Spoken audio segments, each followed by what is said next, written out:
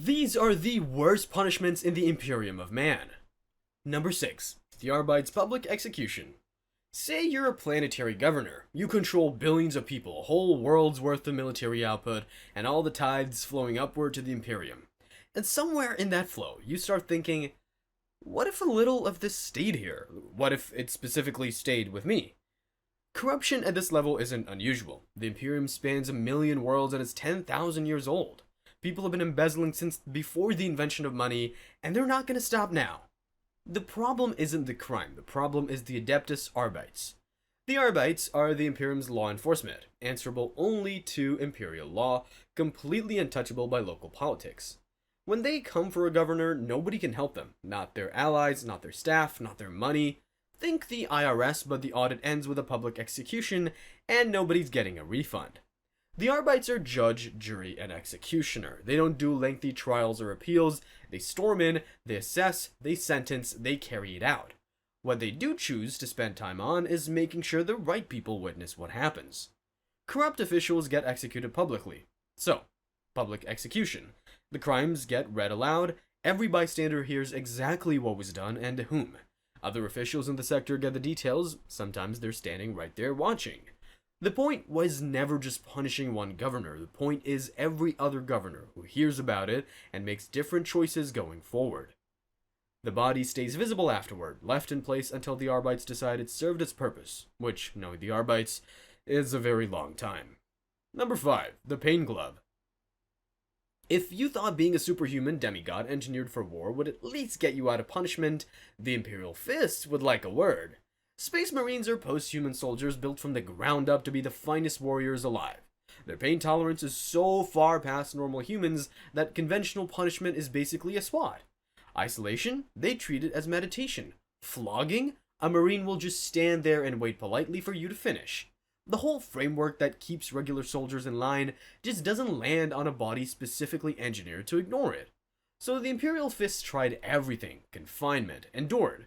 Penance rituals, endured. Physical ordeals that would hospitalize a normal person, endured without comment. And Astartes, who can just endure a punishment, hasn't learned anything. He's had a bad week. That's it.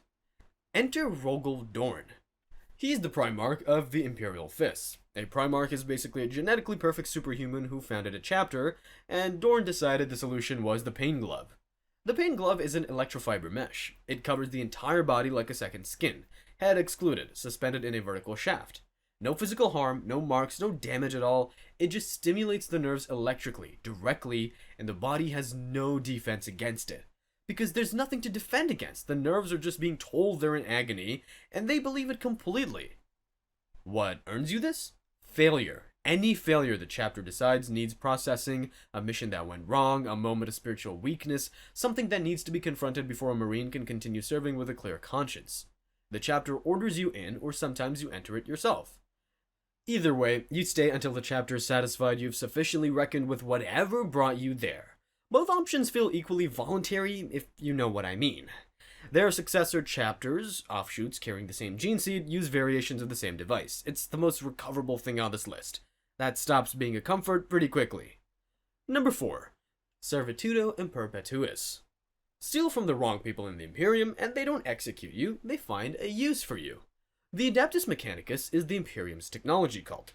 They build and maintain everything, laser guns, starships, the machines that keep civilization running. Corrupt a machine spirit, the animating intelligence the Mechanicus believes lives inside every device. Steal from a forged world. Commit tech heresy. The Arbites, the Imperium's independent law enforcement, send similar cases their way too, and the Mechanicus has a very specific idea of what justice looks like.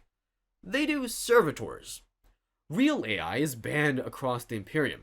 Machines that think independently tried to exterminate humanity once, so the Mechanicus found a workaround. A servitor is a cybernetic drone built around a human body. Take a person, remove the parts that make them a person, install a control chip where those parts used to be. Now you have a worker that never sleeps, never refuses orders, and never needs to be paid. They haul munitions, scrub plasma conduits that run hot enough to melt skin, and stand on battlefields absorbing fire. The Mechanicus needs them everywhere. Criminals provide excellent raw material. The process starts with a lobotomy. Memory, personality, free will, cut out, or chemically destroyed. Then the body gets rebuilt for whatever role it's been assigned. Vocal cords removed, replaced with a Vox grill that outputs present tones. Arms replaced with industrial clamps, drill attachments, weapon mounts. The subject gets fused into their function permanently. They're now property, and before you ask, no, there's no appeals process, the Mechanicus doesn't have one. They find the concept spiritually confusing. What the Mechanicus doesn't publish widely, punitive conversions, the ones handed down as sentences. Sometimes leave fragments of awareness deliberately intact. Not enough to resist, not enough to communicate, just enough to experience what's happening. A servitor remembering sunlight through the fog of its programming. One whispering a name it shouldn't still know. The Mechanicus calls these glitches. The sentence runs centuries. The cult Mechanicus calls this salvation. The sinners will surrender to the Omnissa, their machine god, body serving until nothing remains. Somewhere inside the programming, a fragment knows exactly what it lost. The Mechanicus calls those glitches. They don't fix them. But the Mechanicus isn't the only one who gets to collect powerful beings and send them into battle. That could be you too, but only if you download today's sponsor, Raid Shadow Legends. Raid has hundreds of champions across a massive dark fantasy world, and the roster keeps getting more interesting. Speaking of which, fitting for spring, did you know Raid has an entire lineup pulled straight from Alice's Adventures in Wonderland? Alice the Wanderer, the Cheshire Cat, Mad Hatter, Knave of Hearts, and the Queen of Hearts. Basically, a world where a tea party can end in executions. Familiar territory for us. My pick is the Cheshire Cat. He was twisted by dark forces, came back wrong, and now chains turns, manipulates speed, and uses Perfect Veil to boost his attacks in both PvP and PvE. He is essentially what happens when something friendly gets corrupted and weaponized, which is very 40k. Alice the Wanderer is the other strong option, attack legendary who messes with enemy cooldowns while ramping her own damage, strong in both modes. New players get one free legendary just for downloading through my link. 4 codes, pick one. Get Alice for Alice the Wanderer, KITTYCUT for the Cheshire Cat, GOFAST for BIGDAWG, BIGDAWG for Turvold. You also get legendary Elenaril on download. She's a poison explosion specialist and epic Tagoar after hitting level 15, who's a healer and reviver, but only through my link. None of it shows up if you go to the App Store directly, so make sure you're downloading through my link. You get a legendary champion, and the channel gets a little support. It's a win-win. So scan my QR code on screen or hit the link in the description. You've got 48 hours after downloading to claim everything. And thank you, Raid Shadow Legends, for sponsoring this video. Alright, back to the punishments. Number 3. Sister Repentia. The Ecclesiarchy has a punishment specifically designed for sins too serious to die for, which is a much worse situation than it sounds. The Adepta Sororitas are the Sisters of Battle, warrior orders who dedicate their lives to the Emperor's service, usually from childhood. Ceramite power armor means everything to a Sister of Battle. Ceramite is a near-indestructible alloy, bulletproof, bearing the Order's iconography. It's proof of everything she's earned, everything she is, which means the Church has a punishment that a bolt round to the head can never replicate. The sins that earn this aren't small. A sister who froze under fire and watched her squad die. A sister who disobeyed direct orders and collapsed a defensive line. A sister who expressed doubt about the Emperor's divinity out loud in front of witnesses. Small heresies by the Imperium's usual standards, not small enough. Fasting, still armored. Prayer cycles, still armored. Duties, reprimand, demotion, still armored. The shame wasn't reaching deep enough. The Repentia vow does. You shave your head, you hand over the armor, and whoever you were standing in that armor goes with it. In exchange, you get rags and a place at the very front of the next engagement. Every morning you prostrate yourself and recite your failures aloud while your former sisters listen, in front of every sister who used to stand beside you as an equal, who are watching in their armor.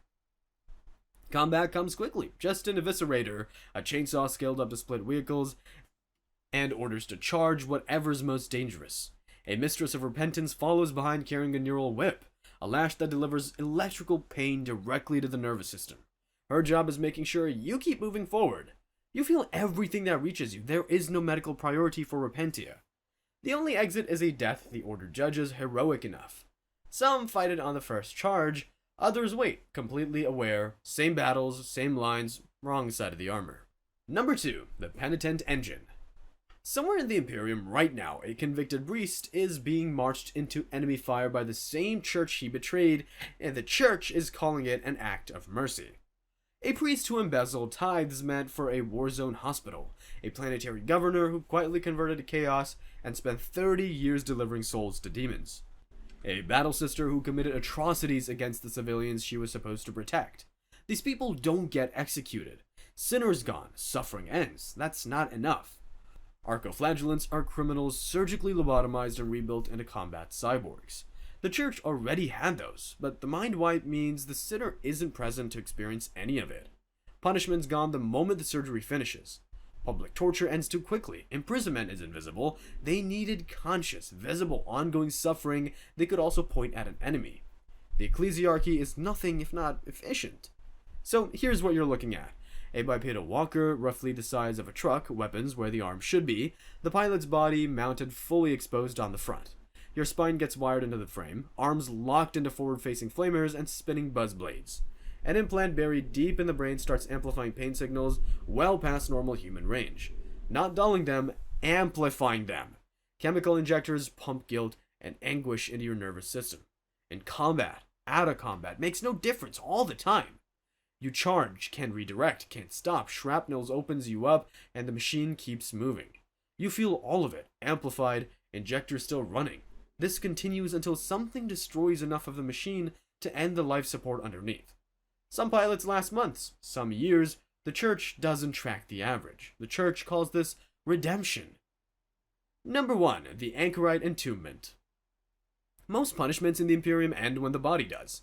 The anchorite is specifically designed to prevent that.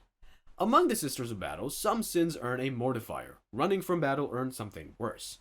The mortifier is a specialized walker built for sisters who fled combat. Extra pain arrays stacking self-loathing on top of each other, guilt inducers running continuously, bone bolts locking the body completely rigid, a baffle hood sealed over the head blocking all sound, including your own screaming. That's the baseline for cowardice. But abandoning your sister is leaving them to die while you saved yourself? That earns the anchorite.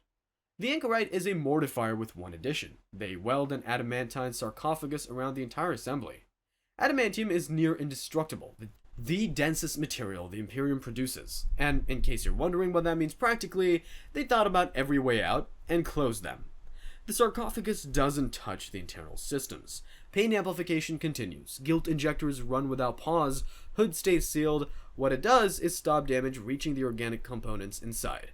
Life support stays stable, body stays viable, damage that would have ended things now just dents the exterior and stops. You're still wired in, still experiencing everything the battlefield sends through the machine, amplified, every sound locked out. Every exit that existed in earlier variants was considered as sentencing and removed. Can't angle toward a blast, can't seek out something powerful enough, can't speak.